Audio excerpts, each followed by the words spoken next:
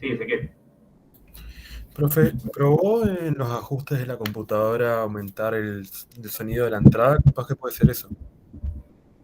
Mira, lo he explorado, pero podemos explorarlo, siempre se puede hacer de vuelta. Pero probé, ¿eh? ¿Esto qué sería? En el micrófono. Vas a ajustes, vas a Sí, sistema y ahí te debería aparecer sonido y buscas donde estoy dice en, micrófono. sí, estoy en configuración, el micrófono, el acceso está activado. Eh,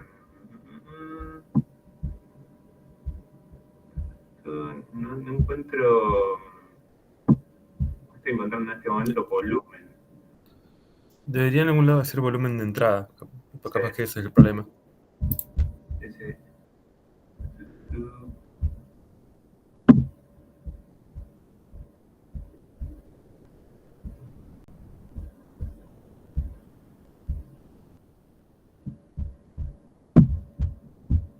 no lo encuentro. Estoy en el micrófono, pero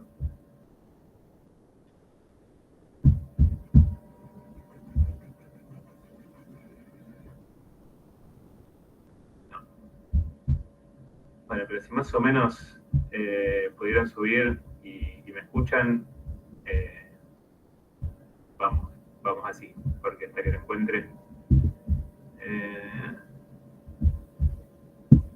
no, y ya probé hacer esto. Sin embargo, no he tenido éxito.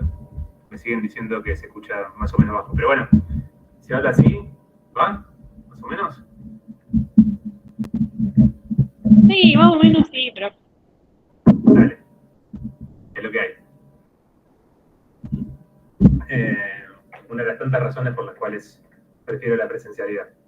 Bueno, eh, supongo que todo el mundo está ya estudiando a full. Tenemos para el parcial en 2 semanas. Eh, hoy vamos a trabajar con el texto de Gaudio, con romanticismo. Este tema seguro va a entrar. Así que bueno, va a entrar, como les confirmé ya hace un tiempo, creo, las unidades 1 y 2 todas enteras, eso seguro. De la unidad 3, romanticismo entra. Tengan en cuenta que esta va a ser la única clase que tenga sobre romanticismo, porque no es un tema que hemos planificado para trabajar en prácticos. Así que bueno, hoy yo les voy a dar vamos a comentar, digamos, vamos a charlar sobre los aspectos fundamentales de esta corriente a partir del texto de Mariano Gaudio, desde el primer texto de la unidad 3. Empezamos ya a presentar la clase pasada. Y bueno, la semana que viene terminaremos de definir en reunión de cátedra si entra algún tema más o no. Pero hasta, digamos, unidad 1 y 2 completa y romanticismo, seguro. Así que esos temas ya saben que entran seguro. Eh, y bueno, como recuerdan, en el parcial vamos a tomar en 2 turnos, porque digamos, vamos a tener disponible el aula mayor a partir de las 3 de la tarde. Así que, y el horario de siempre después, o sea que desde las 3 hasta las 8 vamos a tener disponible el aula mayor, pero vamos a dividir en 2 turnos. Eso es lo que vamos a definir la semana que viene, Constanza, a ver si entra o no. O sea, lo vamos a trabajar seguro en muchas de las clases la semana que viene, pero bueno, vamos a ver ahí con los profes, con el resto de los profes, a ver cómo estamos, a ver si lo metemos o no. No estoy en condiciones de confirmarlo, pero bueno, tienen para estudiar hasta el romanticismo, creo que tienen para entretenerse ya. Decía, vamos a tomar, como ya les avisé en su momento, en 2 turnos. Un turno de 15 a 17, la aula mayor, y el otro turno de 17:30 a 19:30. Digamos ahí media hora de ventana en el medio, mientras nos acomodamos, sale el primer turno y entra el segundo, etc. ¿Sí? Yo después igual voy a dejar un mensaje en la PEDCO organizando, sí, sí, Micaela, con la organización bien, pero ya les puedo confirmar que de la A a la L, de Libia, de la a la L sería primer turno, y de la M de mamá a la Z, segundo turno. ¿Sí? Después igual esto yo lo escribo se les dejo mensajes como siempre, con toda la organización de todo lo que vamos haciendo, que siempre yo les dejo mensajes en el foro, pero bueno, ya que estamos hablando de esto, ya les puedo confirmar eso. Si alguien llega a tener un problema especial, laboral o de la índole que sea, y necesita cambiarse, nos avisa y no hay problema. Esto es más que nada para tener una organización general, para decir, bueno, la mitad van a un turno y la otra mitad van al otro, ¿no? Pero bueno, obviamente que nadie se va a quedar sin rendir, como les vengo diciendo desde el primer día de clases, todos los problemas de índole organizativa se pueden solucionar. Así que bueno, cualquier cosa nos avisan y lo vemos. Bueno, entremos entonces ya al tema. La vez pasada ya tuvimos oportunidad de empezar a hablar del romanticismo.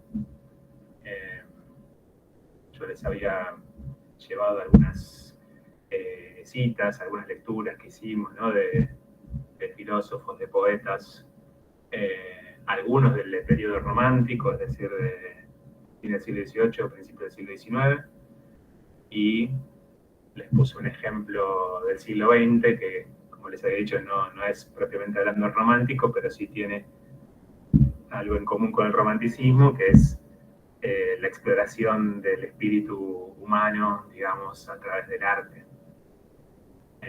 que fue el ejemplo de Artaud. Esos dos ejemplos que vimos con Hölderlin primero y con Artaud después eran simplemente vías de entrada que me pareció que estaba bueno compartir con ustedes para empezar a pensar un poco, a transitar un poco el clima de época, digamos, el clima de pensamiento en el cual se mueve esta corriente, ¿no? Y en el texto de Gaudio aparece una idea que es central para entrar al romanticismo, que es que, digamos, este autor Gaudio lo presenta como una suerte de primer balance crítico sobre la ilustración, ¿no? Bueno, prácticamente lo primero que dice Gaudio, ¿no? Estos son filósofos, escritores, poetas, artistas que son más o menos contemporáneos del movimiento ilustrado, pero que sienten que todo el movimiento cultural, político, filosófico, social de la ilustración está yendo en una dirección que olvida algunos aspectos fundamentales del ser humano, que nos deja de lado, digamos, que no da cuenta de todas las potencialidades del ser humano, y bueno, entonces empiezan a presentar eso que decía, ¿no? Como un balance, ¿no? Eso que dice, bueno, hasta acá, desde el siglo XVII, fin del XVI, XVII, con el nacimiento de la ciencia moderna, esto que nosotros vimos, con las ciencias de la naturaleza, las matemáticas, la filosofía racionalista de Descartes, después la ilustración en el siglo XVII, esta pretensión de llegar al conocimiento de una racionalidad universal, que es, como decía Descartes, la cosa mejor repartida del mundo, y es como dice Kant, lo que comanda la historia hacia un progreso indefinido del género humano, guiado por las leyes de la razón, etcétera. Bueno, todo ese movimiento, estos autores, al encontrarse ya a fines del siglo XVIII, están en condiciones de hacer un primer balance crítico sobre toda la modernidad. Entonces uno podría decir que es, dentro de la historia del pensamiento occidental, la primera corriente de pensamiento que se propone una crítica global al pensamiento moderno. El moderno que nosotros vimos, cuyos exponentes principales para nosotros fueron Descartes y Kant, ¿no? Entonces, en ese primer balance de la modernidad, Gaudio dice que lo que van a empezar a desarrollar, a tematizar estos autores son lo que podríamos llamar las fallas de la ilustración, o las carencias de la ilustración, aquello que la ilustración dejó afuera de su pensamiento, que olvidó o ignoró, ¿no? Entonces, en ese sentido, Gaudio arranca con tres grandes temas, que después lo va desarrollando a lo largo del texto, ¿no? Que son un pensamiento acerca de los límites de la razón, del sujeto y del progreso, ¿no? Como tres grandes temas, ¿no? Razón, sujeto y progreso aparecen ahí como tres grandes temas, ¿no? En primer lugar, lo que podemos llamar las zonas no iluminadas por la razón. Creo que ilustración o iluminismo recurre a esta metáfora de la luz para pensar la razón. Y que nosotros, por ejemplo, en un autor del siglo XX como Horkheimer, vimos que esa idea de la razón como aquello que echa luz sobre la realidad es una metáfora que acompaña toda la historia del pensamiento occidental, de Platón, en los antiguos griegos, hasta muchas corrientes filosóficas del mundo contemporáneo, ¿no?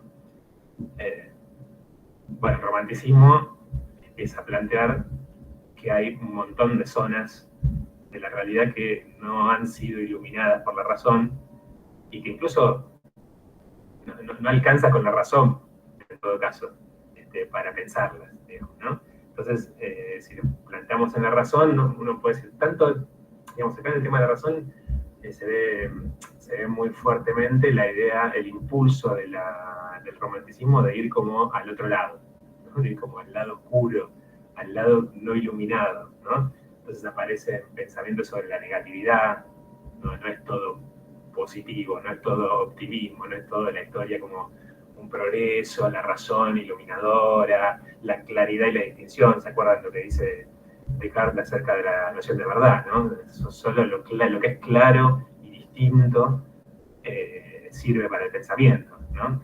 Bueno, el romántico va a decir, no es lo claro y distinto, lo más profundo. Lo distinto está muy bien, es de lo que se ocupa la ciencia, pero si nosotros queremos pensar la realidad humana en su conjunto, necesariamente nos tenemos que meter en zonas muy profundas del espíritu humano, zonas a las que no llega la razón, o zonas a las que quizás son incluso lo contrario de la razón.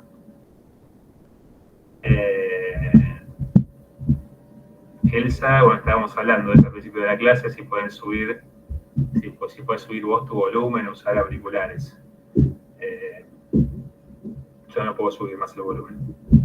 Entonces, bueno, del otro lado de la razón aparece, dice Gaudio, ¿no? Lo negativo, lo oculto, lo otro, ¿no? Lo otro de la razón. Se acordarán quizás también en el texto de Dussel, cuando Dussel habla del eurocentrismo como lo mismo, ¿no? Como la idea de la mismidad, de la totalidad, mismidad que excluye a lo otro, ¿no? Bueno, acá también hay una suerte de idea de que la razón es lo mismo, lo uno, lo universal, pero hay un otro de la razón, hay una alteridad, algo, repito, algo que está como más allá de las fronteras de lo que la razón puede pensar, ¿no? Entonces ahí aparece lo oscuro, lo que no se puede calcular, ¿no? Lo no calculable, lo que está más allá de lo que puede ser traducido en axiomas, en fórmulas, matemáticas, etc. Bueno, entonces, primera cuestión, ¿no? Primera postura, ¿no? Es decir, bueno, con la razón no alcanza, hay que sumergirse en otras realidades, digamos. Y junto a esta cuestión de la razón aparecen los límites del sujeto también, ¿no? De la concepción del otro tema que plantea Gaudio, ¿no? Primero la razón, después el sujeto, y en cuanto al sujeto, la subjetividad está íntimamente ligada con esta cuestión de la razón, ¿no? Y que es también parecido a algo que nosotros ya vimos en otro autor, la vez pasada, ¿no? Cuando hablábamos de Kush, y Kush hablaba de la humanidad está mutilada, esta idea de que el ser humano es concebido como un medio hombre y no un hombre completo, desde el punto de vista de la pulcritud, ¿no? Que es la palabra que usa Kush para pensar la forma de vida burguesa. Y bueno, y acá la subjetividad cartesiana, la subjetividad racional, también, para los románticos, es una humanidad mutilada, diezmada, digamos, ¿no? Que solo tiene en cuenta lo racional, lo utilitario, lo calculable, lo que se puede calcular, lo que se puede razonar, ¿no? También muchos de estos autores están pensando en una crítica a la vida burguesa, digamos, ¿no? Como una vida materialista, basada en la acumulación económica, en la búsqueda del progreso económico, en fin, todos esos temas que nosotros estuvimos hablando con Kush, bueno, están también, tienen algo en común con este espíritu ilustrado, ¿no? También vamos a ver después que la subjetividad para estos autores no es un individuo aislado, ¿no? Sino que también hay una dimensión colectiva del sujeto, una dimensión popular del sujeto que a estos autores les va a interesar. Y bueno, y después el otro tema que aparece, estoy tirando así como unos grandes titulares y ahora vamos a profundizar un poco más, es la cuestión de los límites del progreso, ¿no? Que es el otro gran concepto de ilustración, ¿no? El progreso. Para estos autores no va a ser tan claro como para los ilustrados, ¿no? ¿Se acuerdan de esta fe en el progreso, esta fe en la razón, esta fe en la historia, en que el avance de la historia iba a significar el progreso para el género humano? Bueno, estos autores no están tan seguros de eso. Estos autores incluso a veces tienen una mirada más nostálgica hacia el pasado, hacia las cosas que ese progreso fue dejando de lado, fue olvidando. En muchos casos para estos autores el supuesto avance ilustrado, que tiene que ver con el avance tecnológico, el avance científico, etc., en otros aspectos es un retroceso para los autores. Por ejemplo, en cuanto a lo que tiene que ver con el alejamiento de la naturaleza, también a veces el avance material para estos autores significa un retroceso espiritual, ¿no? En el sentido de que se pierde la dimensión espiritual del ser humano. Entonces, bueno, en todos estos temas, razón, sujeto, progreso, el romanticismo es como si se sintiera limitado, como si son como una serie de pensamientos que como si se sintieran limitados por el pensamiento moderno, ilustrado, ¿no? Como siempre estuvieran buscando ir más allá del horizonte de lo pensable para la modernidad, ¿no? Entonces están siempre como yendo del otro lado, más allá del paradigma puramente cuantitativo de la ciencia, paradigma exacto, matemático, etcétera, más allá del paradigma utilitario en lo que hace a la ética y la moral, ¿no? Es decir, son autores que, por ejemplo, van a reivindicar mucho el ocio, ¿no? El ocio, el juego, porque sí, ¿no? Sin una utilidad inmediata. Y más allá de la razón, un gran tema que aparece en el romanticismo es justamente todas las facultades del ser humano que no son la razón, ¿no? El sentimiento, la sensibilidad, las pasiones, las emociones, la interioridad, la imaginación, la memoria, la fantasía, etc., ¿no? Entonces,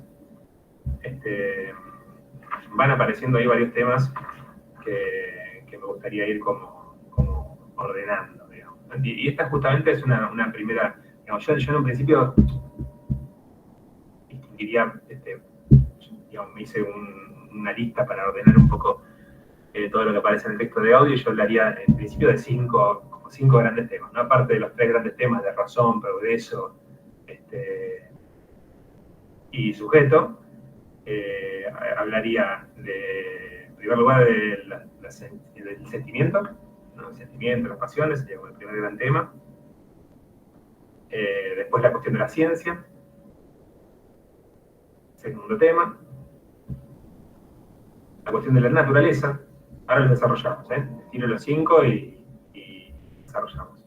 Entonces, sentimiento, ciencia o conocimiento, es el conocimiento. Naturaleza, es decir, la relación con la naturaleza.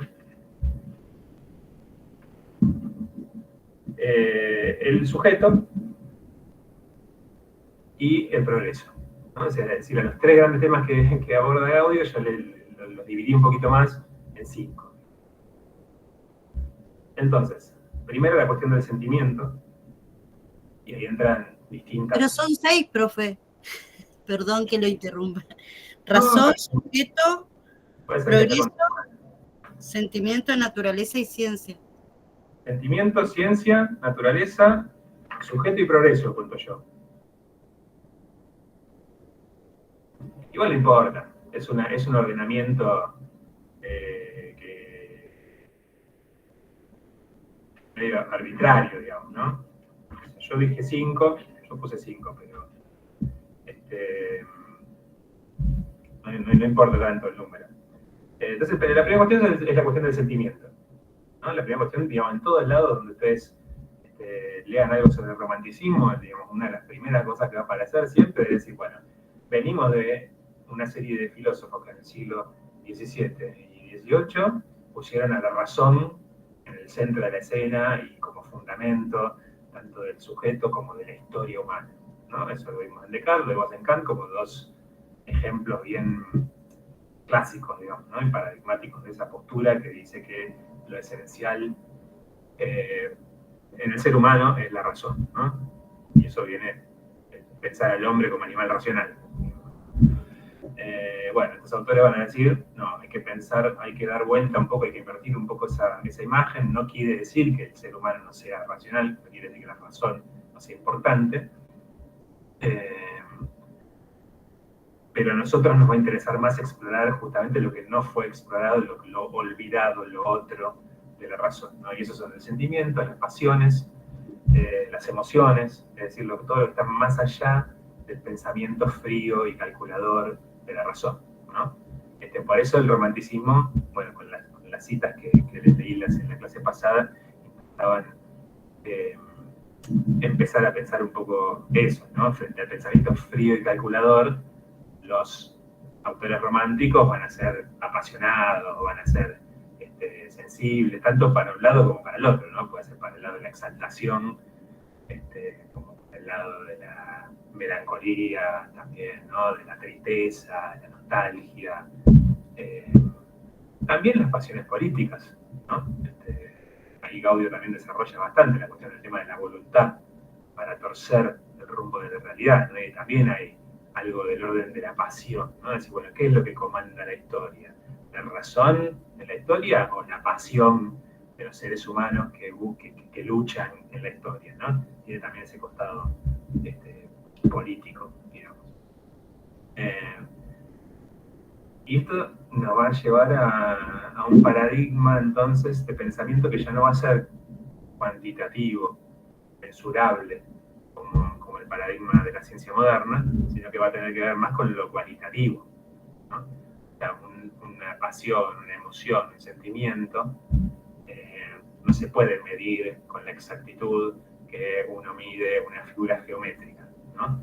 Porque más que una cantidad, tiene una cualidad, ¿no? Y en todo caso tendrá una intensidad de esa cualidad, ¿no? Será más apasionado, menos apasionado, será más nostálgico, pero ese más o menos es intensivo, no es extensivo, no es cuantitativo, ¿no?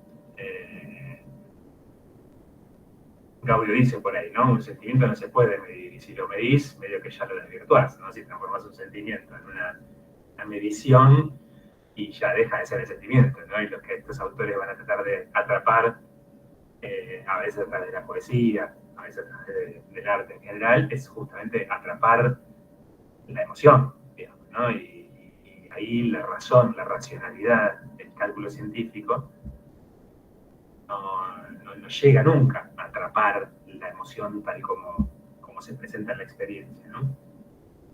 Dice Gaudio, viene por ahí en la página 188, lo cito: los románticos quieren recuperar esa dimensión interior que ofrece una experiencia distinta.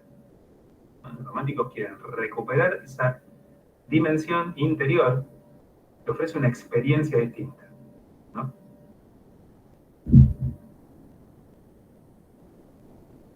Es decir, van a tratar de pensar, entre otras cosas, en la experiencia, ¿no? La experiencia sensible, pero que es muy distinta a la experiencia de la que hablan los científicos, ¿no? Porque los científicos también dicen, bueno, esto hay que comprobarlo experimentalmente, ¿no? Hay que comprobar esta hipótesis científica, la comprobamos en la experiencia, ¿no? Pero bueno, esa experiencia es una experiencia empírica, externa, sensible, digamos, ¿no? Pero que tiene que ver con la percepción, ¿no?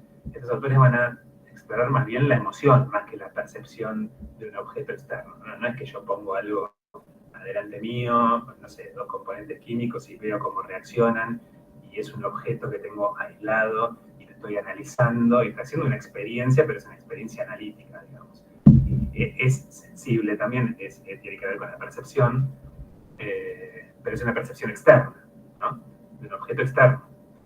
A estos autores les va a interesar más la experiencia interna, por eso van a pensar más que la percepción en la emoción, por eso hablamos de emoción, sentimiento, pasión, ¿no? Sensación, ¿no? Una sensación que puede ser corporal, pero que tiene más que ver con la interioridad, ¿no?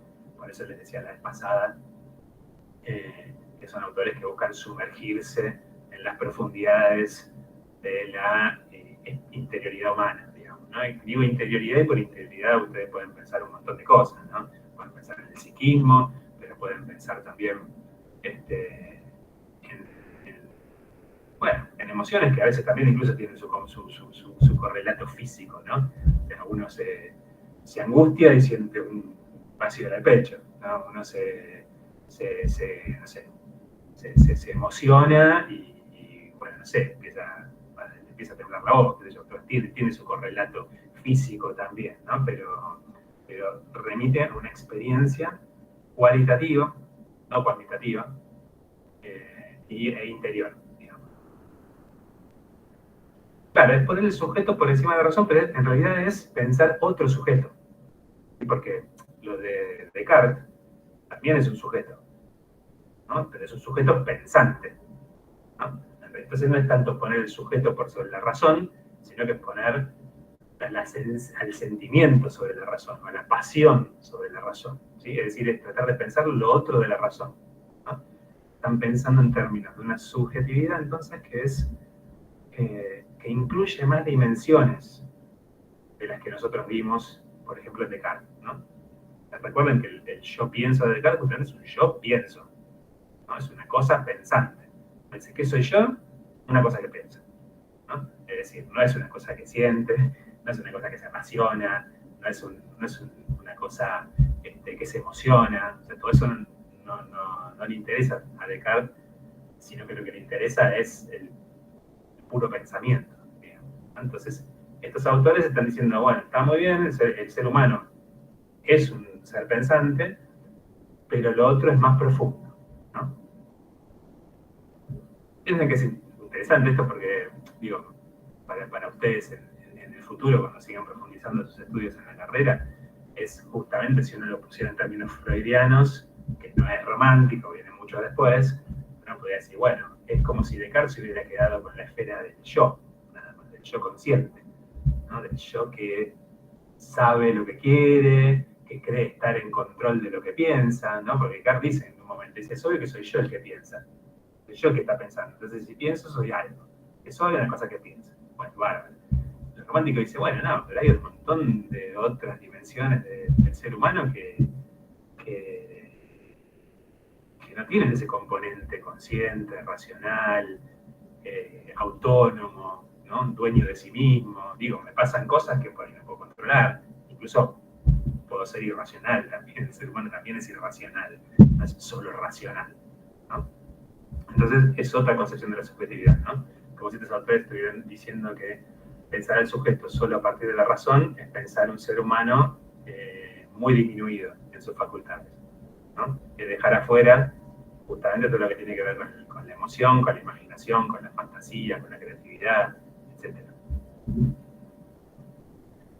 Entonces ellos van a pensar una experiencia, una noción de experiencia ampliada, digamos, ¿no? Como pensar en la experiencia estética, ¿no? El gozo frente a la contemplación de un lindo paisaje, de una obra de arte, de una música que les gusta y que nos pone alegres o tristes o lo que sea, ¿no? Muchas veces uno con el arte explora esas pasiones, digamos, ¿no? A veces uno está mal y pone música para llorar y llora con la música, ¿no? Y te pasan cosas o no, estás bajón y pones algo que te levante, de repente una música que te gusta, ¿viste? Te cambia el estado de ánimo, cambia la cualidad de tu realidad, ¿no? Pasa de ser triste a ser alegre, o de ser triste a poder desahogar esa tristeza, ¿viste? Estás triste y te pones las canciones que te hacen llorar y te descargas, ¿no? Lo que decía Aristóteles, la catarsis, digamos, uno hace catarsis a veces con el arte, ¿no? O una película, en fin, lo que sea que tenga que ver con con el arte, porque justamente el arte explora la sensibilidad. Y eso nos lleva a la segunda cuestión, al segundo título que yo les propuse, que es el tema de la ciencia o del conocimiento, ¿no? Es que un poco algo de esto comentamos la vez pasada cuando yo les leí cuando leímos el texto de Artaud sobre Van Gogh, ¿no? Para estos autores, a estos autores les va a interesar más el arte como dispositivo, como actividad humana para explorar verdades profundas sobre la naturaleza humana, verdades a las que no llega la ciencia, por lo menos, con la ciencia tal como se concebía en ese momento, ¿no? Entonces, cuando estos autores hablen de conocimiento, se van a acercar más al arte, ¿no? Y ahí por eso me repito a lo que leíamos la vez pasada sobre Van Gogh, ¿no? Que decía, bueno, la mirada de ese autorretrato de Van Gogh parece desnudar mucho más el espíritu humano que lo puede desnudar cualquier teoría psiquiátrica o científica, digamos, etc. Entonces, es como si dijeran, bueno, a veces un poeta en un instante de inspiración puede desnudar una verdad sobre la naturaleza humana mucho más profunda que la que pudieran entrever todos los científicos del mundo, ¿no? Entonces el arte aparece ahí como una actividad a través de la cual se puede llegar a una verdad más profunda, que repito, no es una verdad científica que yo la puedo comprobar en un experimento de laboratorio, no. Vos la comprueba aquella persona que leyendo ese poema se sienta tocada por ese poema, digamos. Entonces es un tipo de verdad diferente, digamos, ¿no? Y en ese sentido va a tener que ver más con la configuración afectiva, emocional de cada persona, ¿no? Entonces, por un lado el arte, más que la ciencia, van a rehabilitar la metafísica también, ¿no? Como especulación filosófica más allá del ámbito de lo sensible. Esta es una crítica muy fuerte que hacen al pensamiento ilustrado, porque nosotros vimos que Descartes en el siglo XVII hace metafísica, ¿no? Hace las meditaciones metafísicas y especula, digamos, no deja que la razón vuele en su especulación. Ahora bien, en el siglo XVIII, canta la cabeza, la metafísica va a ser acusada justamente de haberse ido al carajo, digamos, ¿no? Pensando con la pura razón cosas que para muchos autores ilustrados son delirios, digamos, ¿no? Delirios de la razón. Y entonces la metafísica va a empezar a ser muy criticada como búsqueda de conocimiento especulativo filosófico, digamos. Y estos autores van a reivindicar la metafísica, ¿no? Esa libertad del pensamiento, digamos, de pensar más allá de los límites del pensamiento científico. Y después van a reivindicar la religión y el misticismo, ¿no? En este impulso de explorar el otro lado de la razón, bueno, también van a buscar una suerte de reencantamiento del mundo, después del desencantamiento de la modernidad, van a buscar una suerte de vuelta a repensar la relación del ser humano con lo trascendente, con lo místico, con lo divino, todo aquello que justamente la modernidad había dejado de lado como algo irracional, justamente, ¿no? Como algo irracional, supersticioso, etc., ¿no? Bien, tercera cuestión que tiene algún punto de contacto con este aspecto místico del romanticismo, es el tema de la naturaleza, de la relación del ser humano con la naturaleza, que es otra de las grandes críticas que le hacen a la modernidad.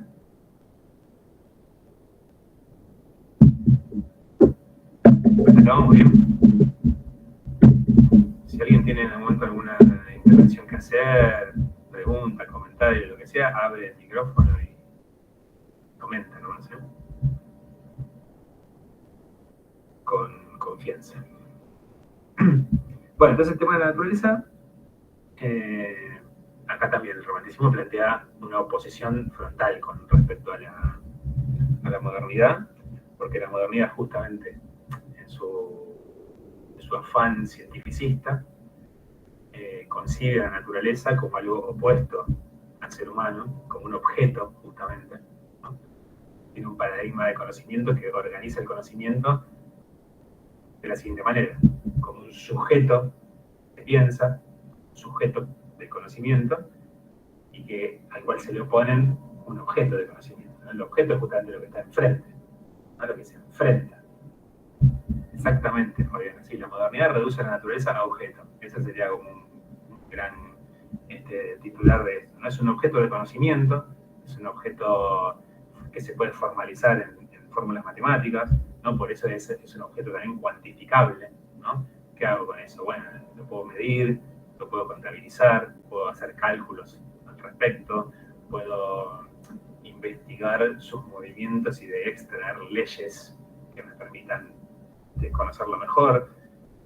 Y el objeto de conocimiento también se relaciona con un paradigma científico que en última instancia apunta a un dominio de la naturaleza, ¿no? Y a concebir la naturaleza no solamente como objeto de conocimiento, sino también como fuente de recursos, ¿no? Entonces, van de la mano, ¿no? La idea de naturaleza como objeto de conocimiento que se le enfrenta al hombre, y es un objeto que también el hombre lo conoce para dominarlo. Y en ese dominio, el ser humano va a buscar incluso transformar la naturaleza de modo tal que le dé sus recursos naturales, ¿no? Eso tiene que ver con el dominio, con la explotación de la naturaleza, ¿no? La naturaleza también es como ese gran otro de la razón, ¿no? Ese gran otro que la razón busca conocer para dominar. Y además también hay otra cuestión que aparece en la modernidad, sobre todo en la época de Descartes, es el pensamiento de la naturaleza como si fuera un gran mecanismo, ¿no? Es lo que se conoce como el mecanicismo moderno, ¿no?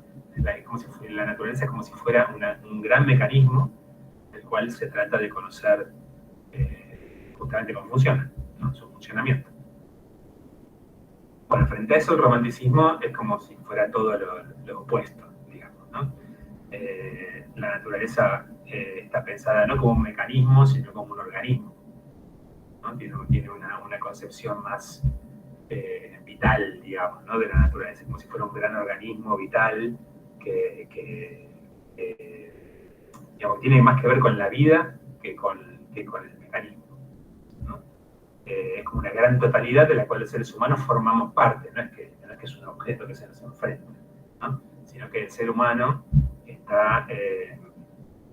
es una parte de esa totalidad, de ese organismo total que es la naturaleza. Por eso yo les decía que este punto de cómo el romanticismo piensa en la naturaleza está vinculado con el tema del misticismo y la religión, tal como la pensaban los románticos, porque por él la mayoría de los románticos no necesariamente pensaban en una religiosidad ortodoxa, ¿no? No es que estaban necesariamente pensando en el Dios cristiano, sino que muchos de ellos tenían una visión más bien panteísta de la naturaleza, ¿no? El panteísmo, lo voy a escribir, a ver si escribo ahí para que si alguien no entiende la palabra. El panteísmo es la creencia de que todo es Dios, ¿no? Pan es todo, Theos es Dios, ¿no? Exacto, reflotan la visión organicista de la naturaleza, dice Gaudio por ahí, y dice reflotan porque es algo que ellos también recuperan de los antiguos griegos, ¿no? Había como un pensamiento en la Grecia antigua de la naturaleza como un gran organismo, ¿no? Entonces, los románticos tienen una visión idealizada, muchos tienen una visión idealizada de los griegos, ¿no? Entonces recuperan algunas cosas que ya habían sido pensados por los griegos, ¿no? Dice Gaudio por ahí en la página 189, una frase muy linda cuando habla de esto, dice que nosotros somos, y ahí lo cito, un elemento más dentro del flujo de vida, ¿no? La naturaleza es como si fuera un gran flujo de vida, ¿no? Y nosotros somos una parte más, digamos, una parte dentro de ese gran flujo de vida, ¿no?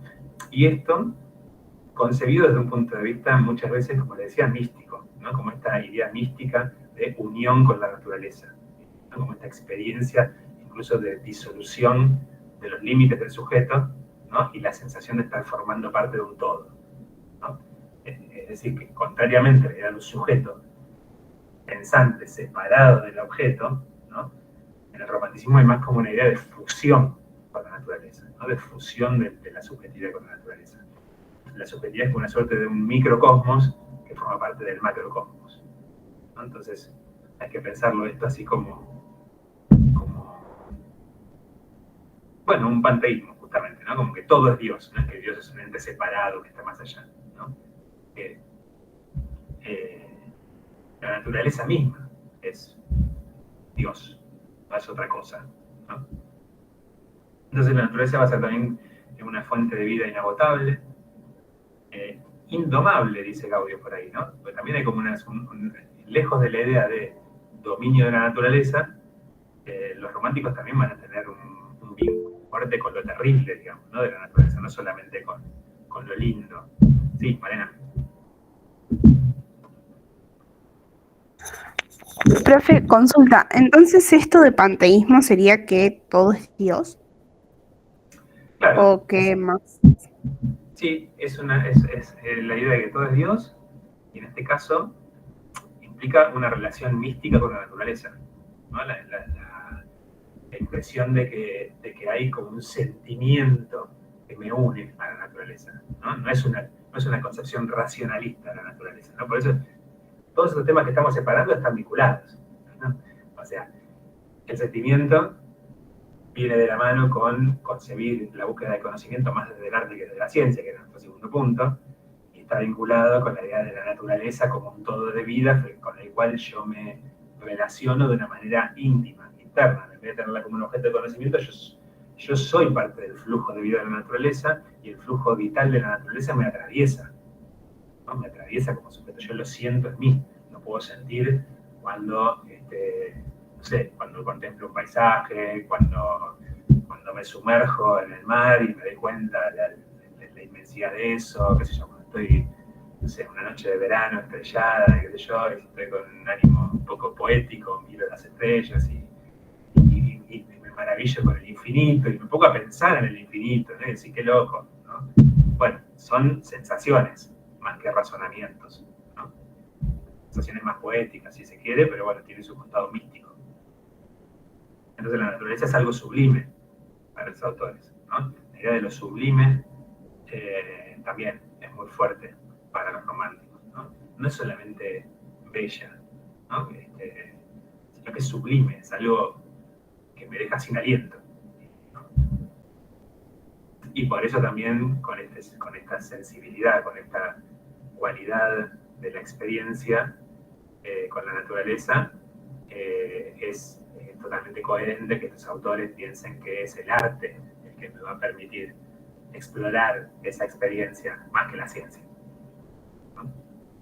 Pero bueno, también la religión, con su costado místico y con su idea de que la naturaleza, no sé, puede ser expresión de la gloria de Dios, qué sé yo, por decir algo. Entonces estos autores piensan que, digamos, cuando son críticos del avance científico, dicen que, bueno, que muchas veces el avance de la ciencia implica un retroceso para el ser humano, porque justamente el ser humano se va alejando cada vez más de la naturaleza. Y ese progreso científico, que va de la mano del progreso económico también, hace que los seres humanos vivan cada vez más en ciudades, ¿no? Vivan más en la ciudad y se alejen del campo, ¿no? En algunos de estos autores también hay como una especie de cosa nostálgica de la vida campesina, ¿no? Que tiene que ver con eso, volver al campo, volver a la naturaleza de la que nos alejamos, ¿no? Entonces tenemos como, hay como en muchos autores románticos una búsqueda, digamos, de recuperar la naturaleza interior perdida por ese sujeto racional, pero también a la naturaleza exterior, digamos, ¿no? Que no es exterior porque en realidad me atraviesa desde el sentimiento, entonces tampoco es que es tan exterior, ¿no? Sino que se desdibuja ahí la frontera entre el exterior y el exterior.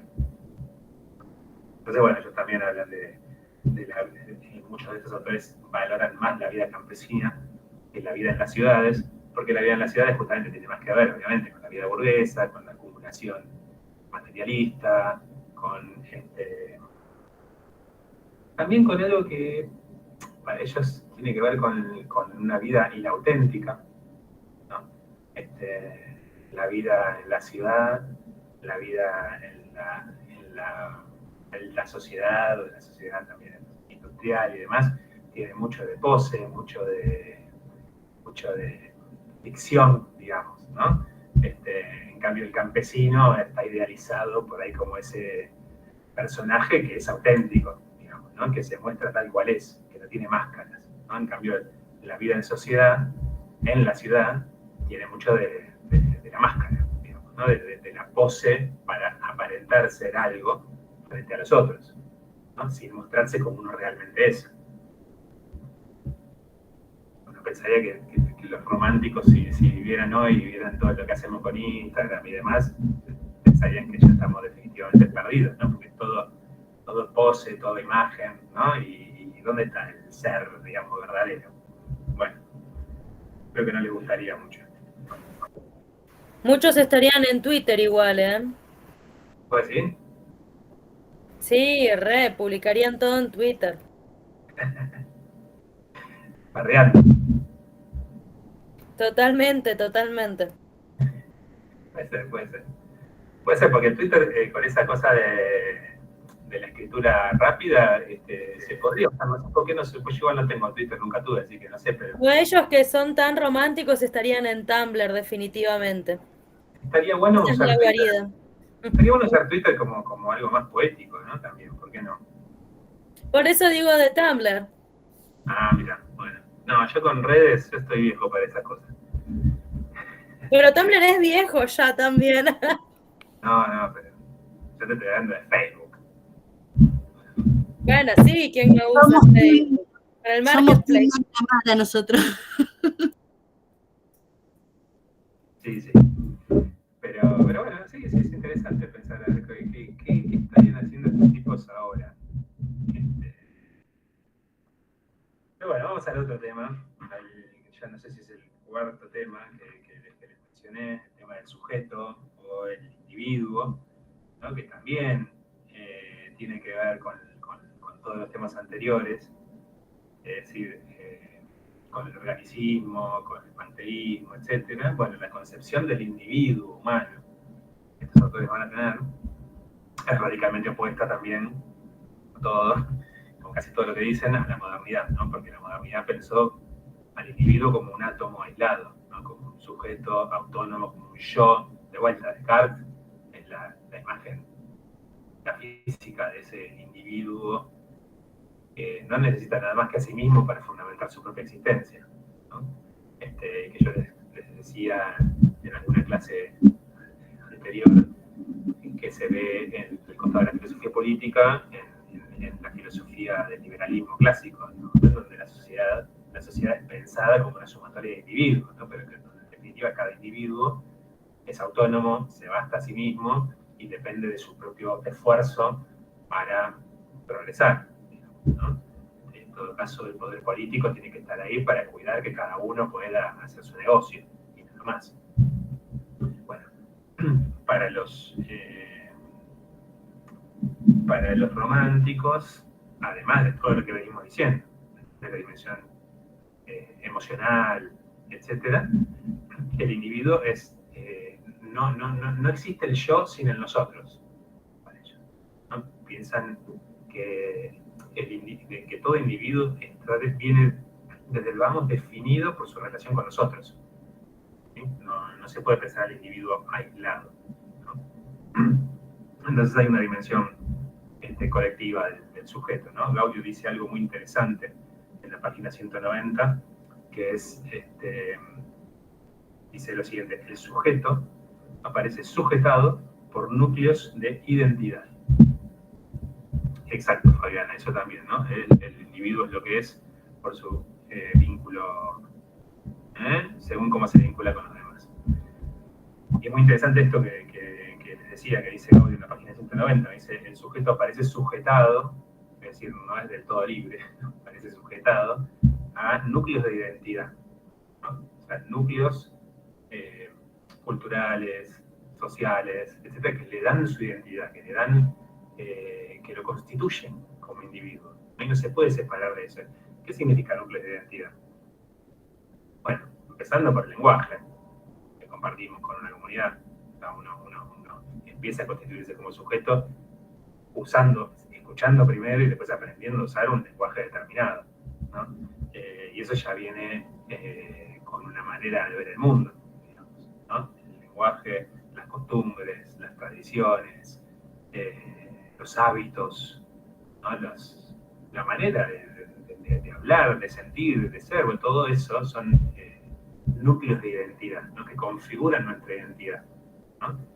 Todos tenemos que formamos parte de una comunidad, bueno, tenemos más o menos los mismos códigos, los mismos hábitos, los mismos giros lingüísticos, ¿no? Hay cosas que uno dice y que por ahí incluso otras comunidades que también hablan el castellano por ahí no los entienden porque son argentinismos, ¿no? Así como nosotros por ahí escuchamos hablar a, no sé, un colombiano, a un cubano, que bueno, tienen sus propios modismos, por más que hablen el castellano, tienen sus propios modismos, que por ahí hay cosas que si hablan muy en el idioma de la calle de ellos, nos quedamos afuera.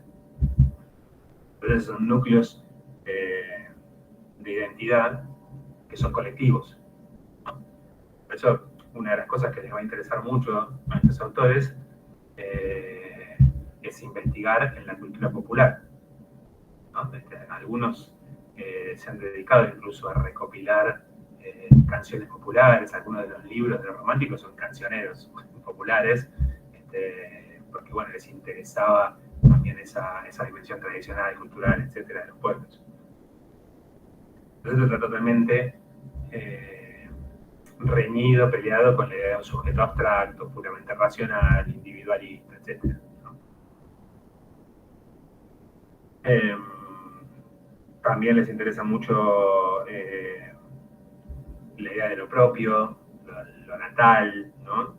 En algunos sentidos pueden ser considerados pensadores nacionalistas, al contrario del cosmopolitismo de la Ilustración, ¿no? La Ilustración es cosmopolita, ¿no? La idea de que somos ciudadanos del mundo. En cambio, muchos de estos autores piensan que no, que las nacionalidades tienen un peso importante en la subjetividad, ¿no? Y que no es lo mismo pertenecer al pueblo polaco que pertenecer al pueblo peruano, ¿no? Y cada nacionalidad tiene sus características que son núcleos de identidad que hacen que los sujetos sean lo que son y no otra cosa. ¿Sí? Bueno, y el último tema de esta introducción que les había señalado como importante es el tema del progreso, ¿no? La idea del progreso.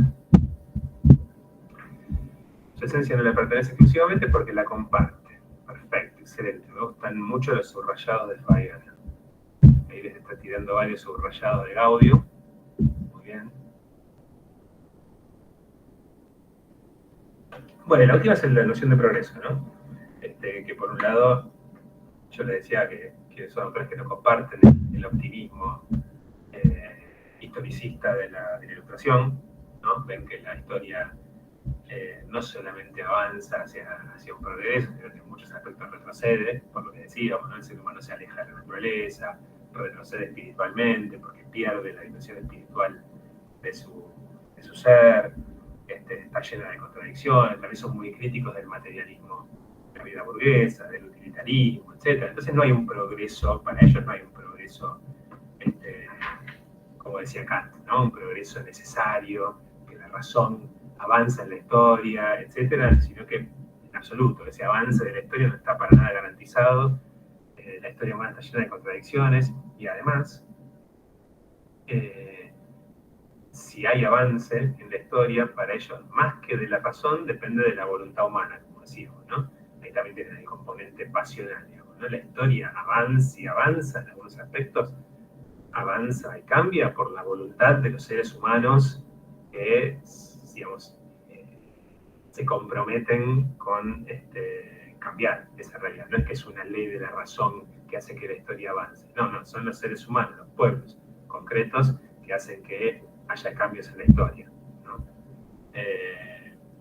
Entonces ahí, para que haya movimiento histórico, necesariamente tiene que haber una voluntad que se contraponga a la realidad. Dice Gaudio ahí, no hay que entrar en relación en tensión con la realidad, ¿no? La realidad es de una manera y la voluntad de ciertos pueblos quieren cambiarla.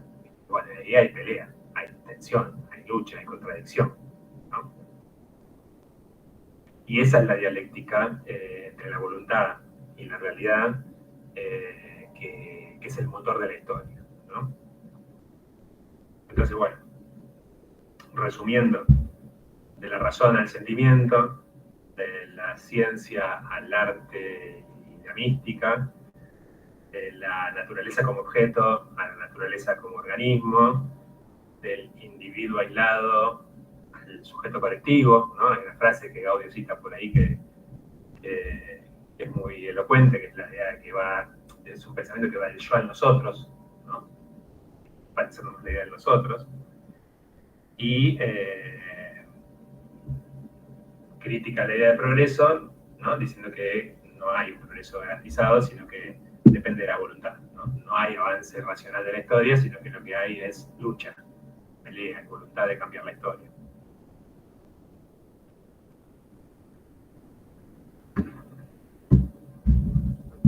Bien, y hasta acá, en estos puntos, ¿vamos bien? ¿Entiende? ¿Alguien quiere agregar algo?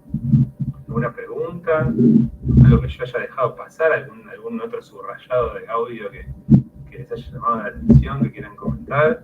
Antes de entrar al ejemplo, ¿no? Lo que tendríamos que hacer ahora, los pasos siguientes, es abordar el ejemplo en el que se concentra audio de un filósofo romántico. Pero bueno, antes de eso quería hacer una pausita y ver si hay alguna pregunta o comentario.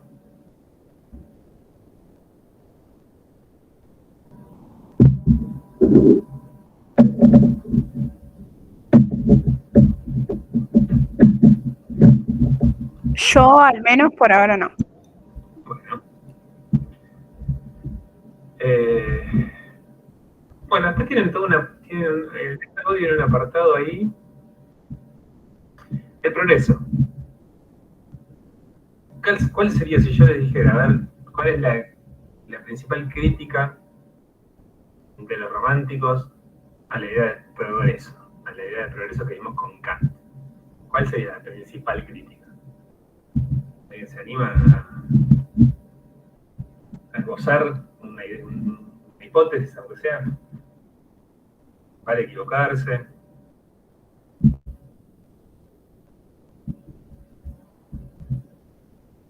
¿Por qué no les convence la idea del progreso? Primero, ¿qué sería el progreso como lo pensaban los ilustrados? ¿Y por qué a los románticos esa idea de progreso no les convence? El progreso que se hablaba sobre una cuestión más eurocéntrica, una cuestión más occidental, hablaba de una civilización en la que se construyen ciudades, aparte de la naturaleza, se limpie lo que se ve feo.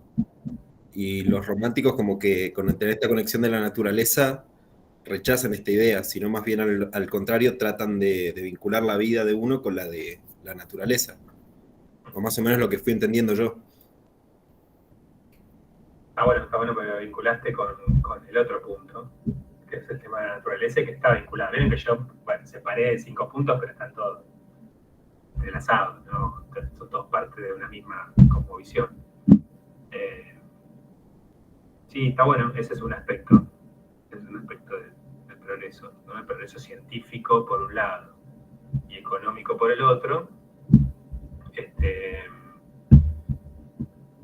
genera un alejamiento de la naturaleza para nosotros. Sí, está bien.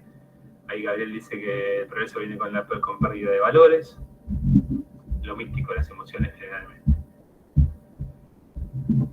¿Qué más? ¿Qué es el progreso? Si dijéramos, bueno, para Kant, ¿qué es el progreso?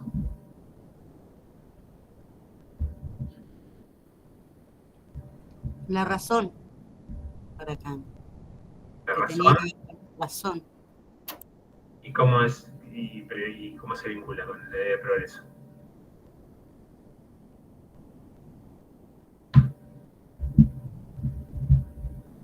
El progreso es una idea un concepto para pensar la historia, ¿no? El devenir, la sucesión histórica, ¿no? El cambio social, ¿no? El usar la razón para no creer todo lo que te dicen, para poder afrontar eso que te dicen con buenos cuestionamientos, siempre usando la razón, teniendo esa, ¿cómo es que llamaba él? La duda metódica, ¿no? Ahí te fuiste a Descartes. Ah, Descartes, sí. Bueno, pero... Están relacionados igual, están relacionados. Sí. Está bien, sí. Estás mencionando un aspecto de la cuestión que tiene que ver con el sujeto, ¿no? Tiene que ver con la relación del bueno, sujeto. en el texto de Gaudio, el romanticismo tenía que ver el progreso con lo burgués, con lo monetario, la acumulación de cosas, y si no es que entendí mal. O sea, el progreso está vinculado con eso. Claro, Sí. según esa época.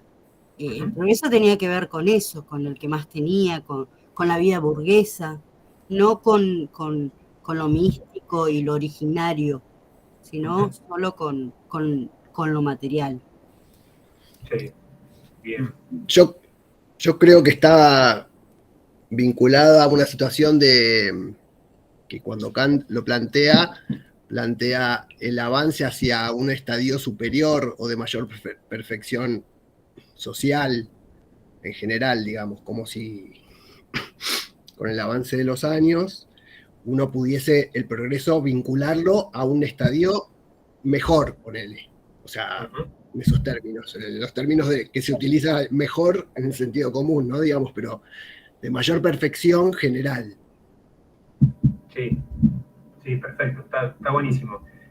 Se pueden combinar lo que dice Andrea con lo que dice Federico, en el sentido de que Andrea lo planteó desde el punto de vista del individuo, ¿no? Y Federico desde el punto de vista de la historia, ¿no? De la historia como progreso, la gran historia humana, social, ¿no? Desde como el punto de vista del género humano, por un lado, lo que decía Federico recién, del avance del género humano, y por el otro, el del individuo que forma parte de ese gran proceso, digamos, ¿no? Entonces, totalmente, la idea de progreso tiene que ver con esta idea de evolución, si se quiere, hacia lo mejor, pero eso mejor está pensado desde el punto de vista de la razón, ¿no? Como también decía Andrea. Entonces, ¿qué es mejor? Bueno, lo mejor es sociedades más racionales, sociedades en donde exista una armonía, un diálogo racional entre los individuos, de forma tal de seguir avanzando. Por eso el individuo, como decía Andrea, puede aportar a ese progreso haciendo uso de su propia razón, ¿no? Como dice Kant cuando habla de los usos de la razón, ¿no? Cómo el individuo aporta a ese proceso de la humanidad, ¿no? Bueno, aporta siendo él mismo racional, ¿no? Y ahí él puede aportar a ese proceso histórico que está comandado por la razón, que ya no es la razón individual, sino que es la razón en la historia. Y volviendo al sentir también. Eso se dice en los ilustrados, los románticos. Ahora estamos diciendo la idea del progreso para los... Pero es como, yo con todos los textos que vengo leyendo, es como que el ser humano siempre quiere volver a su esencia, a ese el sentir, a ese... No sé, a mí me parece como que siempre queremos volver ahí a la época de los griegos, donde se tenía más, era más importante el sentir y el conocer que otra cosa. Bueno, pero ahí no confundamos, esto que estás diciendo tiene que ver con los románticos, está bien dicho para los románticos. Sí. Ahora bien, por eso, nosotros lo que estábamos haciendo recién era desarrollar la idea de progreso. La idea de progreso es una idea ilustrada, no romántica, ¿no? Los románticos critican la idea de progreso, ¿no? Entonces, ahí alguien, ahora no me acuerdo, perdón, el nombre, bueno, se me perdió en el chat, pero que pedía que profundicemos un poco en la cuestión del progreso. Entonces, para entender la crítica que los románticos le hacen a la idea de progreso, hay que entender qué es el progreso, primero, ¿no? Entonces, el progreso, tal como lo piensan los ilustrados, es lo contrario de esto que dicen los románticos, ¿no? Porque los ilustrados están mirando al futuro, los ilustrados no miran al pasado.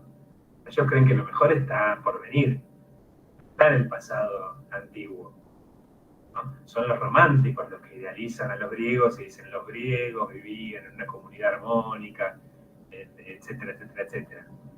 Pero los ilustrados no, para los ilustrados la historia está orientada hacia el futuro, y ese futuro es de progreso, de perfección, como decía Federico, ¿no? de avance, es lineal, por supuesto es una historia que va lineal hacia el futuro, exactamente, y como proceso histórico es racional, más allá de que los individuos particulares puedan no ser racionales, más allá de que muchos puedan no ser racionales, o que muchos gobiernos, estados, sociedades puedan ser irracionales, pero la historia universal, digamos, el tránsito del género humano por el planeta a lo largo de los siglos y los milenios, ¿no? Eso que llamamos historia universal, todo eso es un gran proceso que tiene leyes racionales y que avanza linealmente hacia el progreso indefinido, hacia la perfectibilidad infinita del género humano.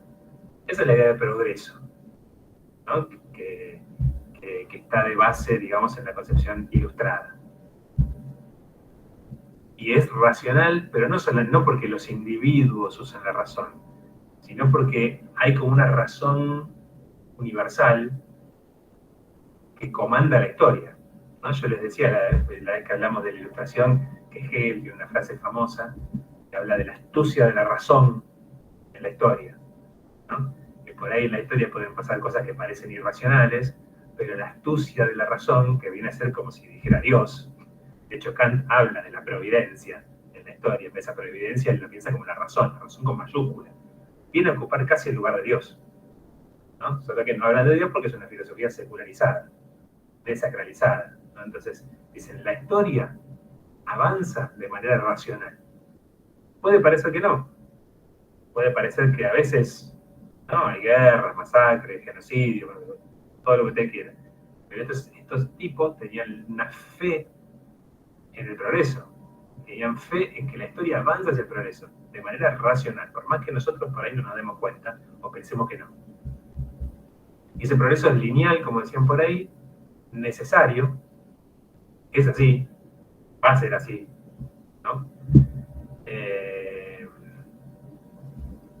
Está garantizado en última instancia. Lo que nos dicen es cuándo vamos a llegar a ese progreso indefinido, ¿no? Pero es un proceso. Bueno, frente a eso, los románticos dicen varias cosas. Por un lado dicen, bueno, no hay progreso, porque en muchos aspectos retrocedemos, en muchos aspectos nos degradamos, en vez de evolucionar, nos degradamos como sociedad. Eso por un lado. Y por el otro, niegan que haya una razón universal que comanda la historia, ¿no? Dicen, no hay una razón universal que comanda la historia, no hay una razón en la historia. Es la idea de voluntad de los pueblos, de los seres humanos, la fuerza de cambiar la realidad, lo que hace avanzar la historia, ¿no? Entonces, y eso no está garantizado. No es que sí o sí va a haber progreso. No, la historia muestra que en muchos aspectos hay retroceso más que progreso, ¿no? Entonces, digamos que tiene esos dos componentes la crítica romántica, ¿no? La idea de que el progreso se da en algunos aspectos, pero en otros es un retroceso, ¿no? Por lo que decían hace un rato por ahí, que es alejamiento de la naturaleza, búsqueda de los bienes materiales y olvido de los valores espirituales, ¿no? Un montón de cosas que se transforman para peor para esos autores, ¿no? La sociedad burguesa, la revolución industrial que muchos ya empiezan a vislumbrar, bueno, trae una...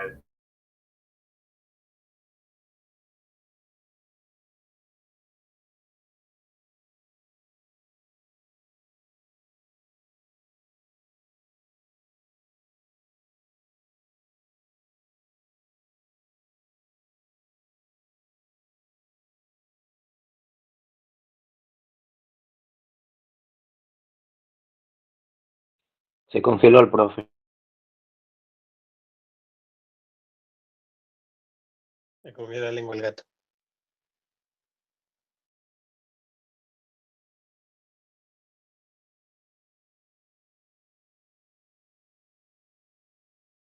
Seguí, Andrea.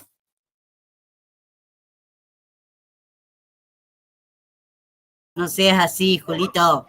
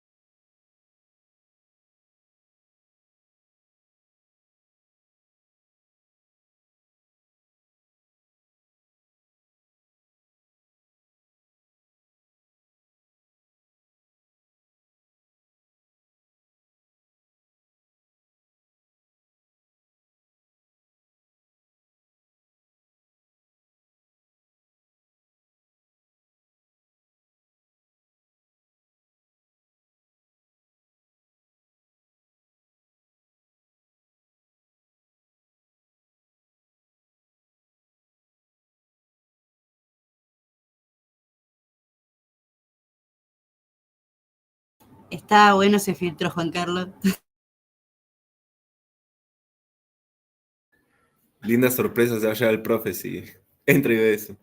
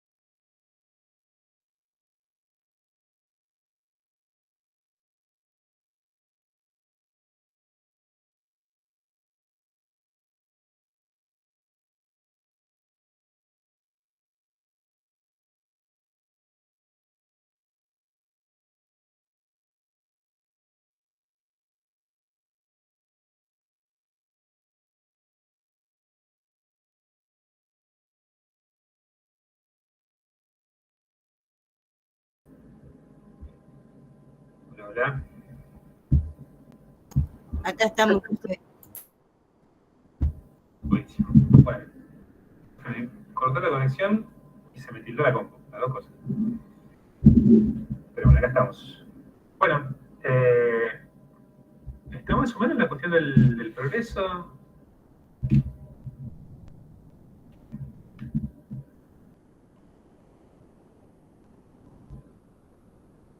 Bueno, vamos a pasar al siguiente punto. Yo les decía que hay un apartado después que Gaudio le dedica a las dos revoluciones que atraviesan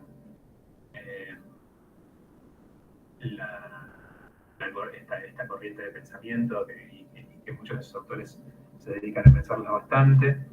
Ese apartado más histórico lo vamos a pasar por alto, pero les va a servir igual después, sobre todo para Marx, pero también para Schiller, que es el autor del cual me gustaría hablar un poco, que es con el que termina Gaudio su desarrollo,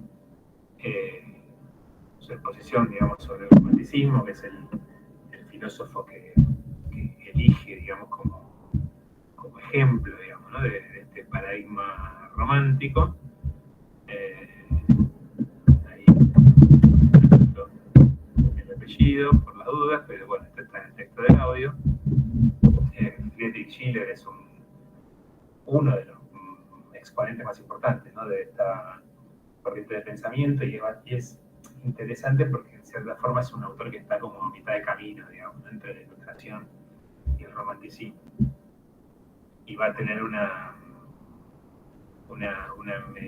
meditación sobre estas dos revoluciones de las que habla Gaudio, ¿no? La revolución francesa, por un lado, como revolución política, y la revolución industrial como revolución tecnológica y económica, digamos, ¿no? Como tienen esas dos revoluciones sobre las cuales van a meditar mucho los ilustrados, y Schiller lo va a hacer especialmente en el texto que es el texto de referencia para hablar de este autor, que es La educación estética del hombre, que es un texto de 1796, es decir, unos 11 o 12 años después de la Ilustración de Kant, que era de 1784, ¿no? Esta es de 1796.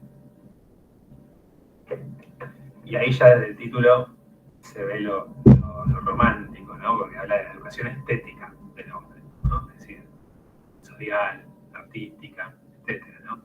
Le va a parecer que la clave está en la educación, pero no en una educación racionalista como la ilustrada, sino en una educación que haga más foco en la sensibilidad. Eso es lo que le va a dar el tinte romántico al asunto. Entonces, bueno, en relación a la Revolución Francesa, él va a decir, digamos, que por un lado fue un instante de emancipación muy importante, ¿no? Él dice, fue un instante generoso para el género humano, pero que la humanidad, en cierta forma, no estaba lista para sacar provecho de ese instante generoso. Todavía no estaba lo suficientemente evolucionada, entonces por eso a él le parece que esa revolución no derivó en un progreso para el género humano, sino lo contrario, digamos, lo que fue una oportunidad perdida en cierta manera, ¿no? Fue una oportunidad de liberarse del antiguo régimen y de construir la sociedad sobre bases más libres, pero que cayó en una generación inmadura, insensible, que todavía no estaba lista, y eso generó que los pocos lazos sociales que perduraban fueran rotos sin que fueran reemplazados por algo mejor. Y bueno, entonces eso uno de los problemas principales que le parece que derivan de la Revolución Francesa es que derivan una dispersión de la sociedad, que le falta organicismo, le falta armonía, le falta unidad social, y por lo tanto le falta una libertad verdadera, ¿no? Entonces, lo que a él le parece, digamos, es que no es bueno hacer una revolución que simplemente destruya el régimen anterior, si no tiene ya maduro una idea nueva, digamos, para construir, ¿no? Para él la Revolución Francesa destruyó el régimen anterior, que era injusto, que era criticable, que había que cambiarle y demás. Entonces estuvo bien rebelarse frente a ese régimen, pero después no supo qué hacer, digamos, ¿no? Y se transformó en algo muy violento. Después de la Revolución vino la época del terror, etcétera, y lo único que hizo la Revolución fue coronar los valores burgueses que tienen que ver con el individualismo, con el materialismo, bueno, todo esto que venimos hablando, ¿no? Entonces, en cierto sentido, hay algo en común, si se quiere, con la perspectiva de Kant, en el sentido de la búsqueda del mejoramiento, digamos, del género humano progresivo, ¿no?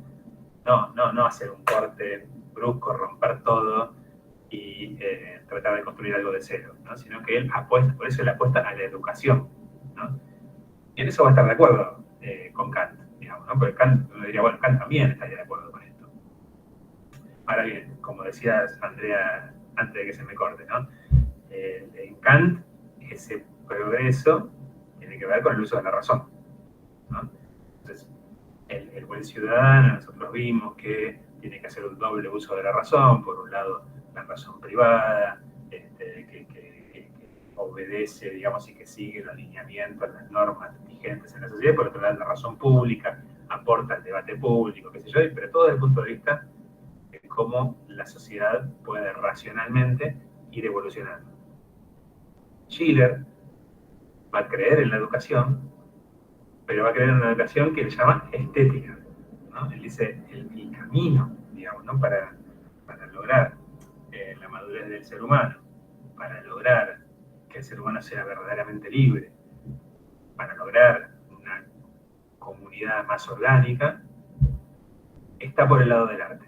O sea, el ser humano va a evolucionar por el lado del arte, y más amplio incluso que el arte, ¿no? Yo digo arte, pero en realidad cuando él dice estética, es más amplio que solamente el arte. El arte es como una herramienta para desarrollar la sensibilidad del ser humano, ¿no? Y no es solamente el arte, ¿no? Sino que él lo pone en el juego. En general, la noción de juego va a ser muy importante. Entonces él concibe esta educación, digamos, como una suerte de terapéutica, de cura, digamos, ¿no? Para una sociedad que está inmadura, digamos, ¿no? Y que hay que educarla. Esto está justamente en la sensibilidad, lo que le va a dar la posibilidad de vincularse de una manera orgánica con su entorno, digamos. Y en ese sentido él es muy crítico de la otra revolución, del proceso que genera la otra revolución, que es la revolución industrial, y aquí es a donde me interesaba llegar, digamos, ¿no? Como crítica, parece central de Schiller a la modernidad, es la idea de la fragmentación social. La idea de que tanto la Revolución Francesa desde el punto de vista político, pero sobre todo la Revolución Industrial, desde el punto de vista económico y desde el punto de vista tecnológico, lleva, ahí sí, a algo totalmente contrario, un progreso. Para él ahí no hay progreso, sino que hay retroceso, ¿no? Porque lo que genera es una fragmentación social, tanto a nivel social, digamos, tanto a nivel de la comunidad, por la división del trabajo, ¿no? En donde se acaba la figura del artesano antiguo, digamos, ¿no? Que construía sus objetos con sus manos y que sabía un poco de todo y tenía como un conocimiento, digamos, de su quehacer orgánico y total. Sí, a verlo, Toro.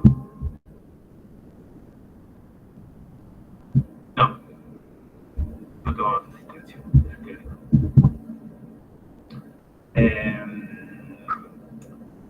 Y en lugar de esa relación orgánica con el trabajo, la revolución industrial lo que genera es la división del trabajo, es la especialización de los trabajadores, ¿no? En donde cada trabajador, en lugar de relacionarse de manera orgánica con su producción, nada, se especializa piensen en el obrero de las fábricas, ¿no? Antiguas, digamos, ¿no? En donde cada uno movía una palanca o hacía un empaquetado, ¿no? Y hacía como el mismo movimiento mecánico todo el día, digamos, en una jornada laboral de, bueno, antes por ahí de 10, 12, 15 horas, ¿no? El obrero estaba haciendo durante todo el día el mismo movimiento, la misma tarea repetitiva, mecánica, automática, etc.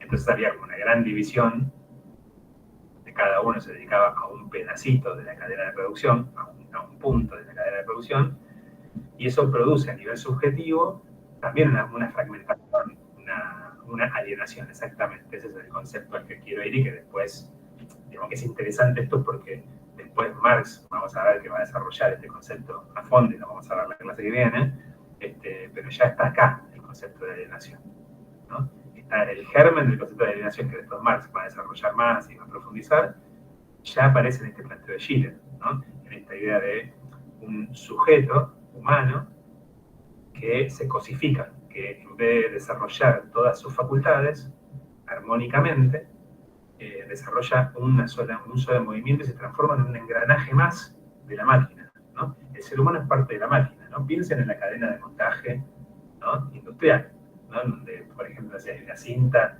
pasando los objetos y tiene el objeto y el tipo tiene que, no sé, martillar, meter un remache, ¿no? Entonces van pasando, pum, remache, pasa el otro, remache, pasa el otro, remache, así 12 horas, todos los días de la vida, ¿no? Entonces el tipo se transforma en una máquina, ¿no? Está la famosa escena de la película Tiempos Modernos de Chaplin, donde el tipo es un trabajador industrial y sale y tiene que ajustar unas tuercas, creo que era, ¿no? Hacía el movimiento del ajuste de una tuerca, ¿no? Le ponían el objeto, ponían otro objeto, y salía de la fábrica y el tipo seguía haciendo el mismo movimiento transformado en un robot, en una máquina, ¿no? Es justamente esa película de Chaplin una crítica a la alienación del trabajo. Y se llama Tiempos Modernos, por supuesto, no es casualidad. Entonces, bueno, Schiller ya ve esto a fines del siglo XVIII. O sea, bien rapidito. Apenas está despuntando la revolución industrial, ya Schiller a la cabeza de varios otros autores están empezando a ver que ese desarrollo tecnológico es una degradación del ser humano, ¿no? El ser humano se transforma en una máquina, se transforma en alguien que está totalmente alienado de sí mismo, enajenado de sí mismo, que no se relaciona con los otros tampoco, porque está en su cajita haciendo ese laburo repetitivo todos los días. Por supuesto que cuando termina la jornada laboral no le queda más energía que para comer y dormir, ¿no? Porque termina muerto, liquidado. ¿Qué le vas a decir a ese sujeto que está 12, 15 horas metido haciendo un trabajo mecánico y repetitivo, que tenga tiempo para desarrollarse en el arte, en el deporte? Bueno, no le alcanza la vida, termina tan liquidado, tan cretinizado, que no puede hacer nada más que ser una máquina de trabajar. Y entonces ahí aparece la idea de fragmentación también, ¿no? De la alienación como fragmentación del ser humano y como mutilación del ser humano, que desarrolla una única facultad en lugar de desarrollar la multiplicidad de facultades con las que cuenta el ser humano, ¿no? Como decíamos antes, la razón, la sensibilidad, la emoción, la creatividad, la imaginación, ¿no? La fantasía, el sentimiento. Hay una cita que trae Gaudio de Schiller en la página 197, si no recuerdo mal. Sí, la 197 al final, Gaudio cita un fragmento de Schiller que dice justamente eso, ¿no? Entre nosotros vemos no solo sujetos aislados, sino también clases enteras de hombres que desenvuelven tan solo una parte de sus capacidades, mientras que las restantes, como órganos atrofiados, apenas se manifiestan con señales modusas.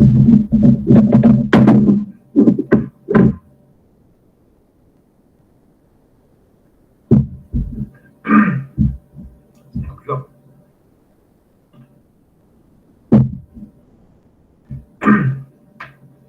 Entonces aparece esta idea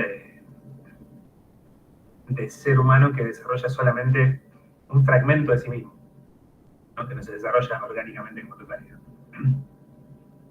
Y frente a eso, frente a ese estado de situación social, la solución para Schiller va a estar justamente en la educación estética, ¿no? Dice, bueno, la única manera de recuperar la humanidad perdida es devolviéndole al ser humano el desarrollo de todas sus facultades, ¿no? O sea, buscar una educación, digamos, que vuelva a reconectar al ser humano con sus facultades olvidadas, dormidas, etcétera, ¿no? Y la inspiración que él tiene acá es, bueno, lo que decíamos antes, ¿no? Una visión idealizada de los griegos, ¿no? Él vuelve a estudiar a los griegos y ve cómo en la educación griega, por ejemplo, en las artes ocupaban un rol central, ¿no? Para ellos era muy importante la música, por ejemplo. No tenía la música el lugar totalmente cosmético, secundario que tiene para nosotros, ¿no? Entonces, bueno, la hora de música es como la hora que, bueno, tomá, que toquen, que aprendan a tocar un poquito de flauta dulce, pero no mucho más que eso. No, para los griegos tenía un lugar central la música, era tan importante como la matemática, por ejemplo, ¿no? Entonces él toma eso como inspiración y como sociedad, que era un modelo de belleza, un modelo de organicidad, de armonía entre el cuerpo y el espíritu, ¿no? Porque también los griegos tenían un gran desarrollo del deporte, ¿no? Entonces eran como las dos cosas, ¿no? La idea de desarrollo espiritual y sensible a través del arte, y también de armonía física a través del deporte, ¿no? Los griegos también eran exponentes del culto a la belleza física también, ¿no? Como algo que también formaba parte de la educación estética, lo que Schiller concibe como educación estética, ¿no? Es una educación que unifica lo que está disperso, lo que está fragmentado, ¿no? La crítica hacia la modernidad es la de una sociedad y una subjetividad fragmentada, ¿no? Como rota, ¿no? Entonces, la educación estética lo que hace es volver a unir los pedazos de esa humanidad que el proceso de la revolución industrial fue fragmentando, ¿no? Entonces, para Schiller, el contacto permanente con la belleza genera en el ser humano la experiencia de la armonía, del equilibrio, de la sensibilidad que perciba la totalidad, la naturaleza como organismo, como decíamos, que también perciba lo espiritual en lo material, y el arte lo vincula. El otro concepto importante que aparece es la idea, como dije antes, de juego, ¿no? O sea, a través del juego, ¿no? De una educación que le dé mucha importancia al juego,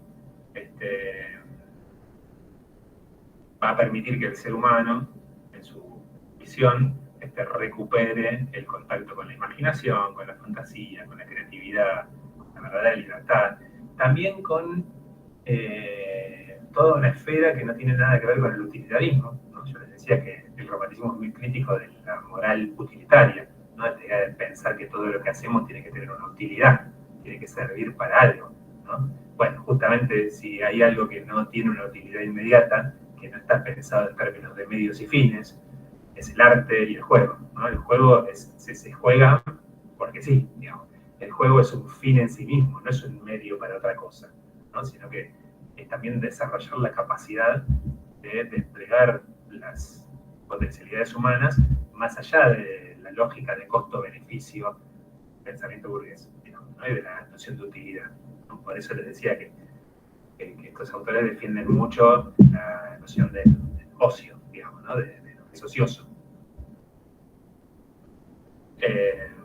Entonces, bueno, para Schiller justamente tanto el juego como el arte en un sentido amplio, ¿no? Porque juego y arte implican la cultura, la religiosidad, los rituales, la sexualidad, incluso la violencia, ¿no? Que forma parte también de lo irracional del ser humano. Él dice, bueno, tanto el arte como el deporte, en muchas de sus expresiones, permiten sublimar la violencia, ¿no? Es como que le pueden dar cauce, ¿no? Por ejemplo, qué sé yo, el deporte de combate, pienso, no lo dice Schiller, ¿no? Pero dice, bueno, en vez de estar dando rienda suelta de manera caótica a los impulsos violentos, bueno, listo, armemos deportes en donde algo del orden de la violencia pueda ser desplegado también, digamos, ¿no? Pero de una manera deportiva.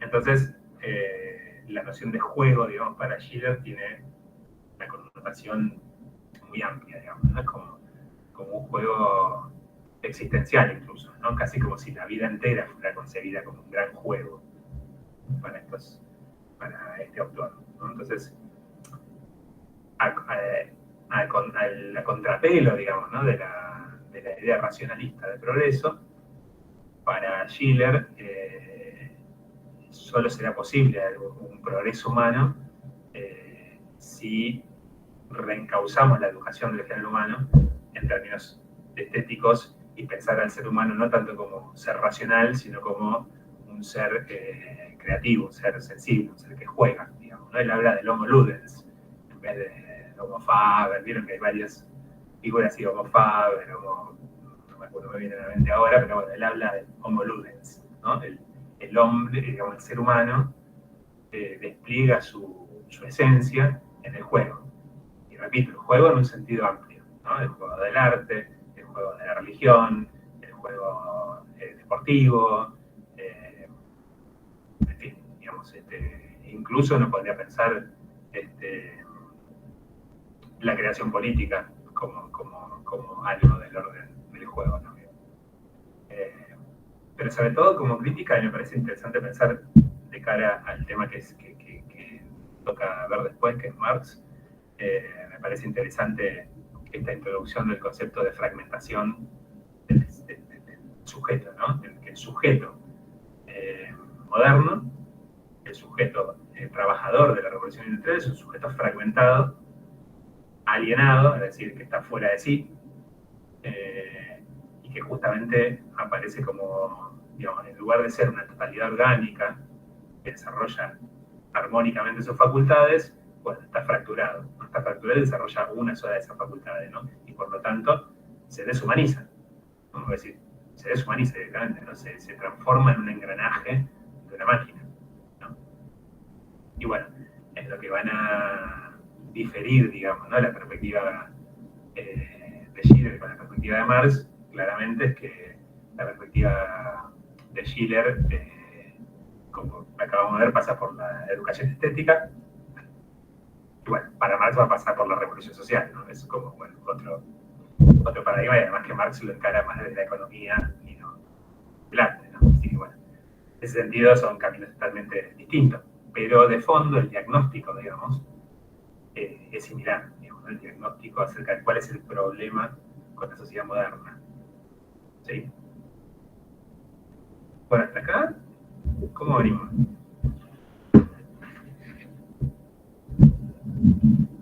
¿Va? ¿Se sigue esto? Sí, alguien levantó la mano por ahí, no vi el nombre. Que hable nomás.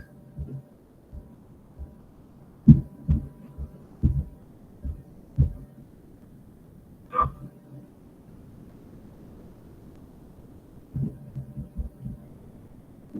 Bueno, si no hay más preguntas, comentarios ni nada, les libero. A mí ya no me da mucho más la nafta, la virtualidad me liquida. Así que creo que si nadie tiene más nada que decir, nos vamos despidiendo y nos vemos la semana que viene. Esperemos que en el aula. ¿Estamos? Gracias, profe.